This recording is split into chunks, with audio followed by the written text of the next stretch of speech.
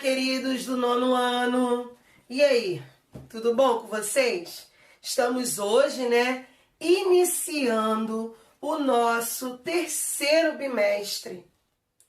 Online de novo, As coisas parecem estar voltando à normalidade, Eu acredito que em breve estaremos juntos, mas por enquanto nós vamos ficar aqui no virtual, Vamos continuar. E somos gratos ao Senhor porque estamos aqui e com saúde.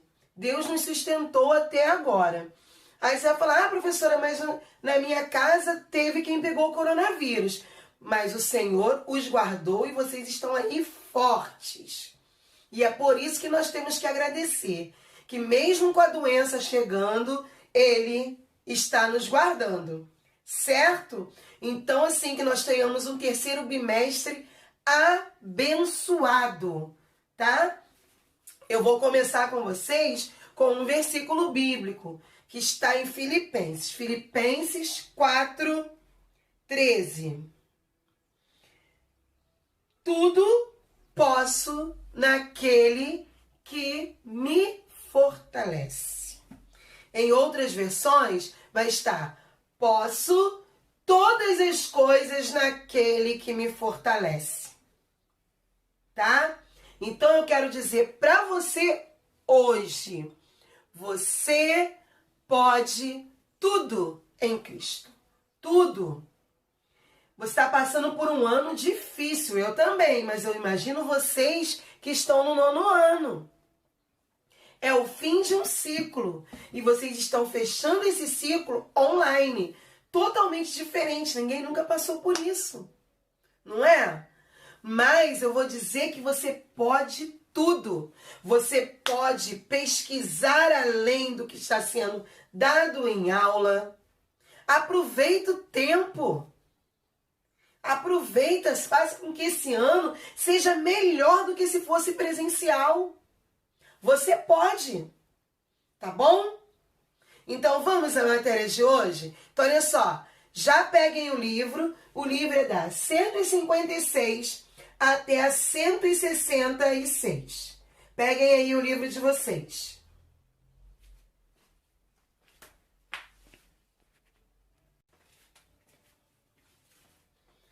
Nós vamos falar sobre a descolonização na África e na Ásia, tá?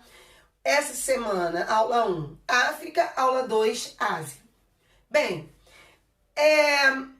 pensar no Brasil sem pensar no continente africano, sem saber sobre o continente africano, não dá. Porque o continente africano está inserido na nossa vida, na nossa cultura. Não é verdade? Então nós precisamos, saber como funciona a África. Ou o que aconteceu no continente africano. Na abertura do livro, eu tenho uma imagem de vários negros com bandeiras diferenciadas, tá? Dizendo que eu tenho africanos em vários locais. Por a África ter sido conquistada e os africanos terem sido feitos de escravos, eu vou ter África pelo mundo, E vou ter Áfricas variadas no Brasil. Por que Áfricas variadas? Porque são vários povos diferentes que se juntaram aqui com sua cultura, com sua religião. Eu não tenho como dizer no Brasil hoje, que dizer hoje no Brasil que eu não tenho influência africana é mentira, Várias vezes, em várias aulas, eu já falei com vocês da mistura, da minha família, do negro e o branco, porque eu tive uma avó que ela era índia e o meu avô, pelo que a gente estava pesquisando, ele é descendente de alemão. Então, meu avô, um branquelo, posso falar branquelo? Não ofende ninguém, não? Um branquelo, e uma índia. E deu essa mistura. Só que na família, gente, a mistura foi tremenda. Na minha família, mesmo do meu pai, né, nós vamos ter uma diferença gritante entre os próprios irmãos e, por consequência, os seus filhos e os seus netos. Então, gente, pensar na questão racial é muito complicado. Nós temos que ter muito cuidado ao falar, tá? Para não estarmos ofendendo ninguém. Mas os negros africanos, eles têm muita influência no Brasil. Muita, tá? Na nossa cultura. E é isso que o livro vem abordando. Então, vamos lá. Ao nosso iniciar, depois dessa abertura, né, do capítulo, iniciar o nosso conteúdo de hoje. Copiem esse início aí que eu botei, Movimento de Identidade Africana, que está na luz aí africana, tá? Fim do século XIX, Conferência Pan-Africana, reivindicavam aos líderes europeus que lutassem contra o racismo. Emancipação gradual das colônias e movimentos de negritude. Já vou explicar, vocês copiem aí. Bom, tudo isso na página 158. O que acontece, gente? Eles vão... Quando eu falo de descolonização, é porque eu tenho ainda alguns países africanos que são colônias. Então, eles querem que todos deixem de ser colônias. Quem está em outros países que volte para a África, fazem a Conferência Pan-Africana para reivindicar os líderes europeus que lutassem contra o racismo. Então, eles começam um movimento para acabar com o racismo. Tá? Mostrando que o negro não é diferente. E, com isso, emancipação gradual das colônias. Bem, começa nesse período um movimento chamado negritude. Está na página 158. Buscavam despertar nos negros a consciência de uma identidade comum e reconstruir o orgulho africano. Então, o movimento de negritude é esse que a gente chama de empoderamento. Eu posso assim dizer? É você ficar com as características do seu povo, tá? Não ficar tentando ser o que você não é. Então esse movimento de negritude vai chamando o povo, nós somos negros, não temos que ter vergonha disso, nós não somos diferentes de ninguém, não somos melhores ou piores. Tá? Queridos, eu estou falando aqui do movimento europeu, porque no Brasil, eu cheguei a falar com vocês, quando eu falei sobre a questão da escravidão, do início das cidades, e eu vou continuar falando sobre isso, que no Brasil a abolição da escravidão é muito recente. Eu já expliquei isso para vocês, mas eu sempre vou falando isso. É um movimento... Hoje que a gente começa com as cacheadas, né? As negras você vê hoje com esses cabelos enormes, né? Cacheados, mostrando a sua negritude, sem vergonha do que é. Né? Então, era esse empoderamento que estava se buscando, tá? Começou aqui nesse período. Porque nós não temos só um país. A África é um continente imenso. Na página 158, tem aqui muitas Áfricas no História em Construção. E ele diz assim, os povos negros africanos ou de origem africana, em nome de uma África idealizada, uniforme pessoal. O continente africano é constituído de um mosaico de etnias e culturas, as quais não necessariamente se associam umas com as outras, nem compartilham os mesmos valores ou sentimentos de unidade. Por que a África tem tanto problema? Porque são vários países e não existe essa unidade, tá? Não existe esse fechamento, vamos lutar pelo que é nosso. Então, por isso, a África sofreu muito. Na página 159, eu tenho um mapa da África em 1924 e que no último parágrafo está interessante, que assim, com o fim da Segunda Guerra e o advento da Guerra Fria, Estados Unidos e União Soviética passaram a apoiar as lutas anticoloniais da África com o objetivo de conquistar novas áreas de influência.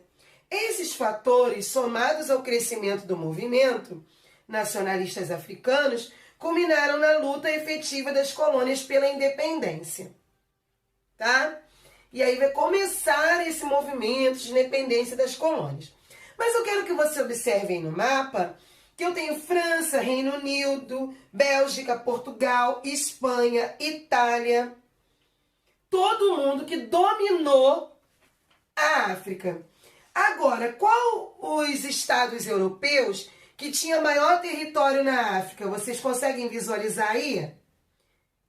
Quem são? França e Grã-Bretanha, que nós chamamos de Inglaterra, tá? França e Grã-Bretanha eram quem tinham mais possessões na África, tá? E aí vai começar, gente. Esse processo vai começar em 1960. Você vai falar assim, ai professora, é muito tempo. Sim, mas para a história de uma civilização, não. 1960, eu tenho aí 60 anos exatamente, tô certa? Então não é muita coisa se comparar para a história de uma civilização, tá? A primeira conferência dos Estados Africanos Independentes. Em 1957, Gana vai se tornar independente. Quando Gana se torna independente, eles veem que podem fazer uma modificação no que vinha acontecido na África. Então, o ano de 1960 vai ser chamado de o Ano da África. Vai durar de 60 a 64 esses movimentos. Então, aqui no livro, na página 160, tem assim, ó, outras conferências reunindo os povos, os novos estados da África, foram realizadas. A mais memorável delas ocorreu na Etiópia. Entre outras resoluções, os delegados decidiram romper as relações com a África do Sul, então sobre o regime racista do apartheid. Gente, o apartheid nós não vamos falar agora, porque nós vamos falar sobre o apartheid no capítulo 12, tá bom? Então hoje nós não vamos entrar nesse contexto do apartheid.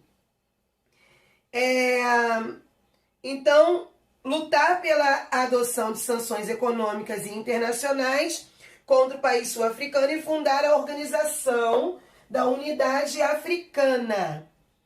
Bem, então, a organização tentava unificar a África, tá? E não deixar os outros países terem influência. Esse movimento emancipacionista, dos anos de 60 a 64, como eu falei, menos de 10 colônias se mantinham no continente, a maior parte delas portuguesa. Bom, nesse momento vai diminuir, mas ainda vai acontecer de algumas civilizações europeias continuarem nesse continente, e é o que nós vamos estar vendo agora na página 161. Aqui eu estou apresentando para vocês a independência das colônias do norte da África. Deixa eu ver onde está a luz, que a luz atrapalha. Isso. Aqui, ó. Norte da África. Independência das colônias do norte da África. Marrocos e Tunísia em 56. Em 59 começa o problema em Ruanda e Burundi, que eu vou ler para vocês. 60 o Congo, 62 a Argélia, se tornaram independentes, tá? Cada um vai ter a sua particularidade, tá? O livro vem primeiro com a Argélia. E eu quero que vocês grifem aí na 161 o último parágrafo de A Luta na Argélia. Após anos de confrontos, a França assinou em 62 o Acordo de Évian, que estabeleceu o cessar-fogo e marcou um referendo popular para decidir o futuro da Argélia. Realizado em 1º de julho do mesmo ano, o referendo revelou 99% dos votos o desejo dos argelinos de construir um país independente. No Congo, tá? Nós vamos ver que mesmo após a independência, nós ainda vamos ter confrontos, tá? Mesmo após a independência. Por isso que eu falei dos anos 60, 64, que vai ser um período de confrontos para a independência. Agora, na 163, está mostrando pra gente o que aconteceu em Ruanda, tá? Não foi, olha só, gente, 59 a 1993. Vocês estão vendo, é um período de tempo muito grande de confronto até a independência. E mesmo assim, os extremistas hutus ocuparam a RPF, que é Frente Patriótica Ruandesa, pela tragédia e iniciaram um genocídio que deixou cerca de 1 milhão de mortos. Então, a independência, que não vai ser uma coisa fácil, ela vai acontecer, mas é muito recente e muito trágica. Muito trágica, tá? Bem, agora nós vamos começar a falar sobre a independência das colônias portuguesas. Tá? Independência das colônias portuguesas. Eu tenho Agostinho Neto em Angola. Aqui tá colônias portuguesas, que a luz atrapalha, eu sei. Agostinho Neto em Angola, ele é angolano. Marcelino dos Santos, moçambicano. Moçambique. Amílcar Cabral, no Cabo Verde. Bem, no livro vem destacando esses personagens. Eles eram lideranças, quer dizer, eles participaram do movimento de negritude e quando voltaram para os seus países, lideraram a questão da independência. No livro tem um texto de Amílcar Cabral. Diz assim: nós somos homens como todos os outros. Nós somos africanos. Não inventamos muitas coisas. Não temos grandes fábricas. Mas temos os nossos próprios corações, as nossas próprias cabeças, a nossa própria história. É essa história que os colonialistas nos tiraram. Os colonialistas costumam dizer que foram eles que nos trouxeram para a história. Hoje, nós mostramos que não é assim. Fizeram-nos deixar a nossa história para os seguir, precisamente atrás, seguir o progresso da história. Hoje, ao pegarem armas para nos libertarmos, ao seguir o exemplo de outros povos que pegaram as armas para se libertarem, nós queremos regressar para a nossa história com os nossos próprios pés, pelos nossos próprios meios e através dos nossos sacrifícios. Então, ele está conclamando o povo a construir a sua história, não a história dos europeus. E aí vai começar esse processo. Lembrem que eles vão vir com movimentos de fora. Os movimentos de negritude que eu falei vão ser importantes para trazer a independência desses povos. Angola, Moçambique e Cabo Verde, principalmente. Bem, aqui na página 165, eu tenho a violência em Moçambique e os longos conflitos em Angola, tá?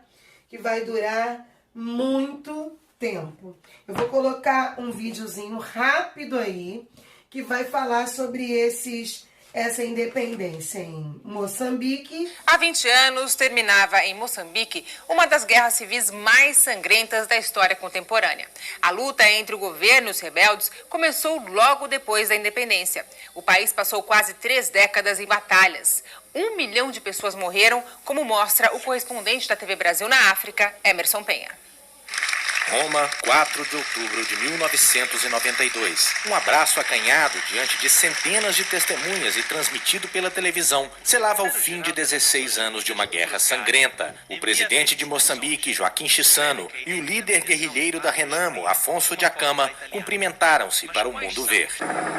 Moçambique, 1976. O país passara por 13 anos de guerra pela independência contra as tropas coloniais de Portugal. Samora Machel, o líder da Frente de Libertação de Moçambique, a Frelimo, era o presidente. Eram os tempos da Guerra Fria. O novo governo socialista tinha as bênçãos da União Soviética e de Cuba. Nem todos aceitaram o novo regime. Com o apoio dos estados racistas da África do Sul e da Rodésia, nascia a Renamo, Resistência Nacional Moçambicana. A estratégia era provocar ao extremo o sofrimento da população civil para que se rebelasse. Vitória perdeu os pais, assassinados por guerrilheiros. Guerra foi uma coisa que nunca mais posso esquecer. Maltrapilhos, descalços, muitas vezes eram meninos ainda e carregavam fuzis. A Renamo cresceu e espalhou o terror. As forças oficiais também retaliavam. Há inúmeros relatos de torturas e sofrimentos. Há pessoas que foram cortadas as orelhas, cortar os dedos, e eu pergunto, por que é que tinham que fazer isso? A diplomacia das grandes potências da época tentou, sem sucesso, um acordo para pôr fim à guerra. A organização católica italiana Santo Egídio persistiu nas tentativas. Samora Machel foi recebido em 1986 pelo Papa João Paulo II, que lhe pediu que negociasse a paz. Samora morreu poucos meses depois e foi sucedido por Joaquim Chissano. O novo presidente atendeu ao pedido do Papa. As partes sentaram-se à mesa. Foram 27 longos meses de conversa. Entre os termos do acordo estava a unificação das forças militares para formar o Exército Nacional de Moçambique. Finalmente, o fogo cessou. Não houve episódios de vingança de pessoas que se vingaram porque tinham um familiar morto por uma parte ou por a outra, etc. Eles estavam fartos, queriam paz só.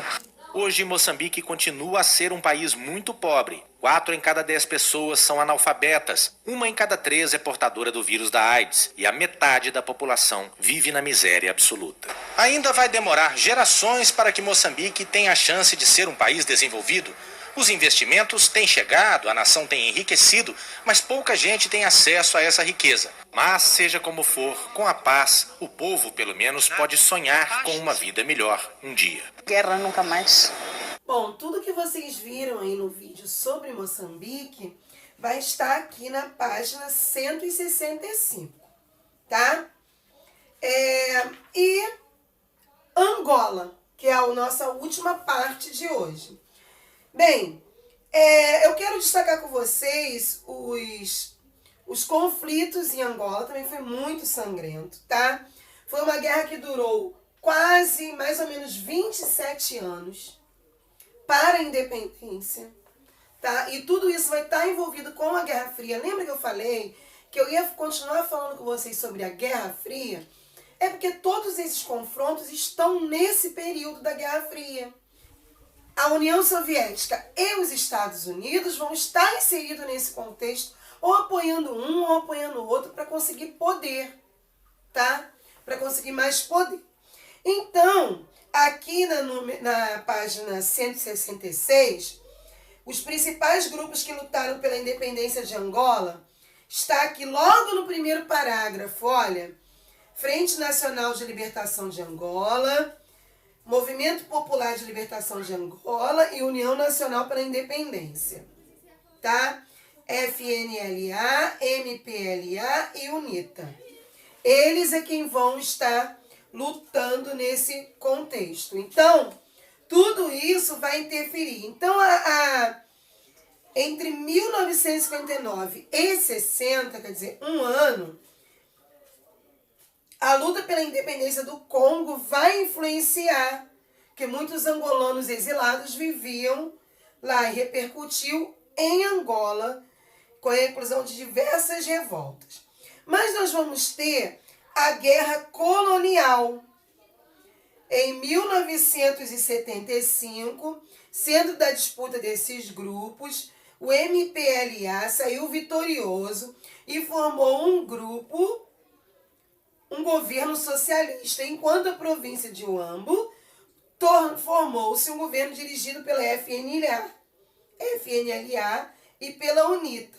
Assim, nesse contexto, foi declarada a independência de Angola em novembro daquele ano, de 1975. Em 1976, a ONU reconheceu como legítimo apenas o governo dirigido pela MPLA. Aí a guerra civil entre a MPLA e a UNITA continuou até 2002, quando foi assinado um acordo de paz. O conflito deixou mais de 600 mil refugiados e mais de 500 mil mortos. Olhem a situação. Bom,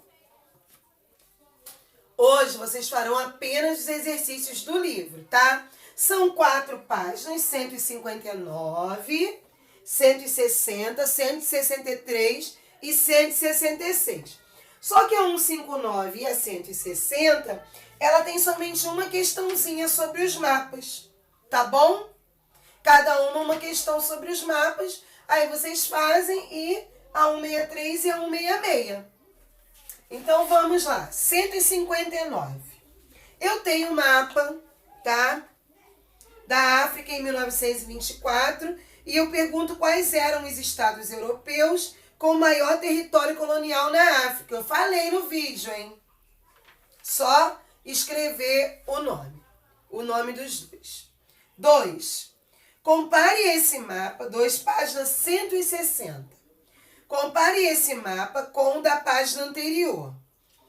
Identifique os países que eram domínios coloniais portugueses e o período no qual conquistaram a independência política. Você vai fazer uma comparação entre o mapa da 160 e o mapa da 159.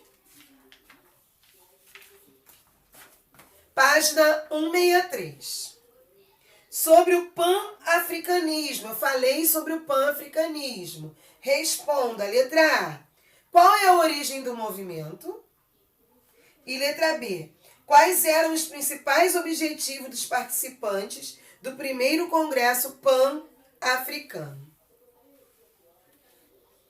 Número 2. Que outro movimento ligado à comunidade africana formou-se na década de 1930? Comente suas características. Outro movimento ligado à comunidade africana. Qual foi? Eu falei aqui também, hein? Dei ênfase. Número 3. Por que a situação da Europa após a Segunda Guerra Mundial e o início da Guerra Fria, mesmo sendo importantes, não podem ser considerados fatores decisivos para a conquista da independência das colônias da África? E número 4. Nem todas as colônias africanas conquistaram a independência por meio da negociação pacífica. Nem todas foi pacífico. Explique essa afirmação. Você vai dizer por quê. E aí você pode citar quais as que não foram pacíficas, tá? Página 166. Número 5. Descreva a reação do governo português à resolução da ONU, determinando que as nações europeias promovessem a independência de suas possessões na África. E isso é número 5. Reação do governo português. 6. O que foi a Revolução dos Cravos? De que modo ela contribuiu para acelerar a independência das colônias portuguesas na África? Revolução dos Cravos está na página 165. Número 7. Identifique os principais grupos que lutaram pela independência de Angola e suas características. Número 8. De que modo as guerras civis em Moçambique e Angola, logo após a independência desses países, estavam inseridas no contexto da Guerra Fria? Como elas estavam inseridas? Façam aí o exercício com muita calma, paz e amor no coração.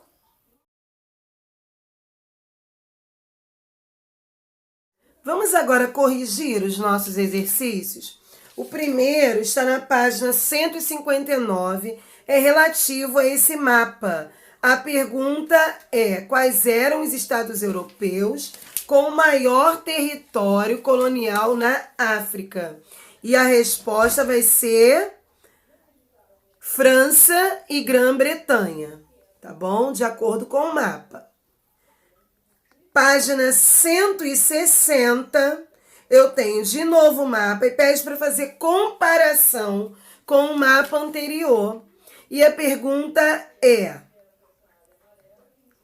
compare esse mapa com o da página anterior, identifique os países que eram domínios coloniais portugueses e o período no qual conquistaram a independência política. Então, vamos lá. Os domínios coloniais portugueses no continente africano eram Angola, Moçambique, Cabo Verde, Guiné Portuguesa, atual Guiné-Bissau, São Tomé e Príncipe e Ilha da Madeira.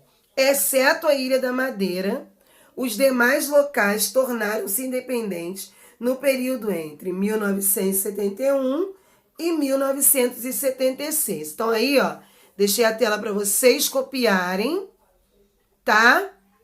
Confirmarem, né, se vocês acertaram as respostas. Está aí. Agora, página 163. Vamos lá? Sobre o pan-africanismo, responda. Qual é a origem do movimento? O pan-africanismo começou com o fim da Primeira Guerra Mundial, na qual combatentes negros estadunidenses de diferentes países da África lutaram lado a lado nos conflitos. Essa experiência provocou reflexões sobre a origem comum dessas pessoas, estimulando Bourgat du Buz e Blaise Diagne a organizar em 1919 em Paris, França, o primeiro Congresso Pan-Africano. Letra B. Quais eram os principais objetivos dos participantes do primeiro Congresso Pan-Africano? O retorno de descendentes de africanos à África, a emancipação gradual das colônias e a ampliação dos direitos civis dos negros estadunidenses. Esse era o principal objetivo. Número 2. Que outro movimento ligado à comunidade africana formou-se na década de 30? Falei, o movimento Negritude. Em 1934, o martinicano Aimé Césaire e o senegalês Leopold Sédar Senghor esperavam que os negros que se dispersaram pelo mundo em virtude de séculos de escravidão tomassem consciência dos valores que tinham em comum e do sentimento de unidade existente entre eles. Número 3. Porque a situação da Europa após a Segunda Guerra Mundial e o início da Guerra Fria, mesmo sendo importantes, não podem ser considerados fatores decisivos para a conquista da independência das colônias da África. Porque a Segunda Guerra Mundial e a Guerra Fria foram importantes para o processo de emancipação das colônias africanas. Ao fim da Segunda Guerra, França e Grã-Bretanha, as duas principais potências coloniais, estavam exauridas pelo custo e prejuízo dos conflitos. Ambas não tinham capacidade econômica, política e militar de sustentar uma luta contra a independência, fosse para combater o eixo da Europa e na África, caso da Grã-Bretanha, fosse para ter o território ocupado pelos nazistas, caso da França. Durante a Guerra Fria, as duas potências rivais, Estados Unidos e União Soviética, tinham interesse em garantir o alinhamento de novos estados à política que cada uma representava. Mas o fator decisivo para o êxito dos movimentos de independência foi a formação de uma militância intelectual e política nativa, disposta a liderar a construção de estados soberanos na África.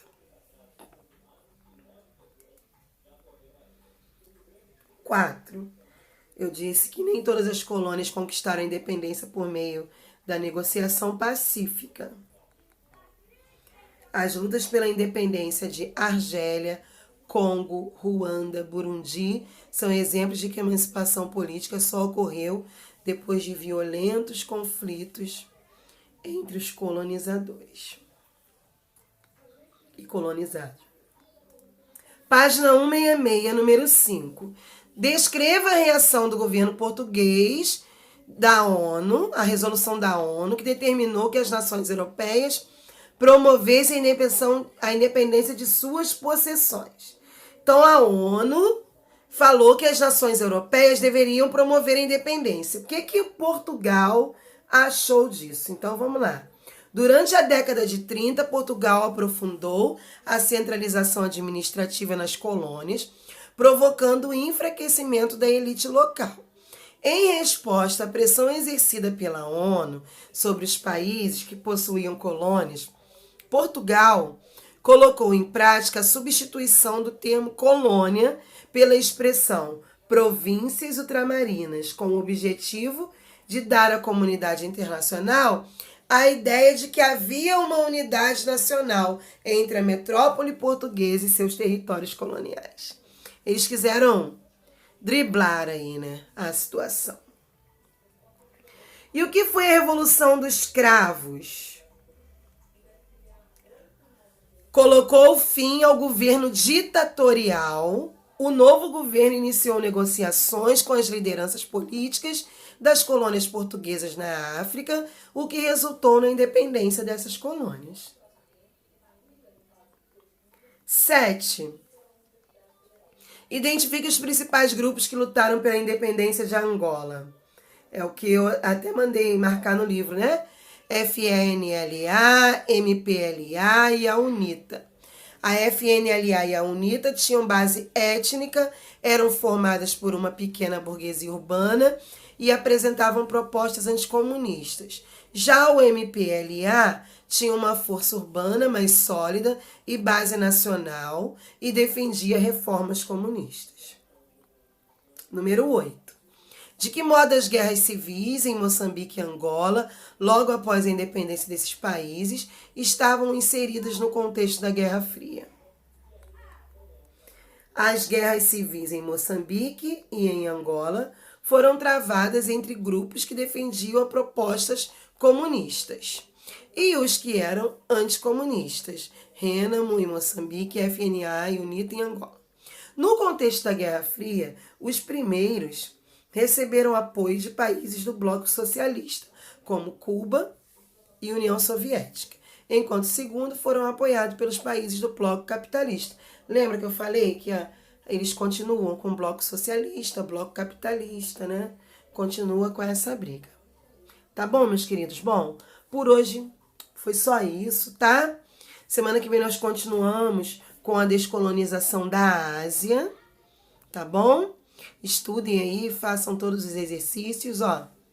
Um beijo e até semana que vem.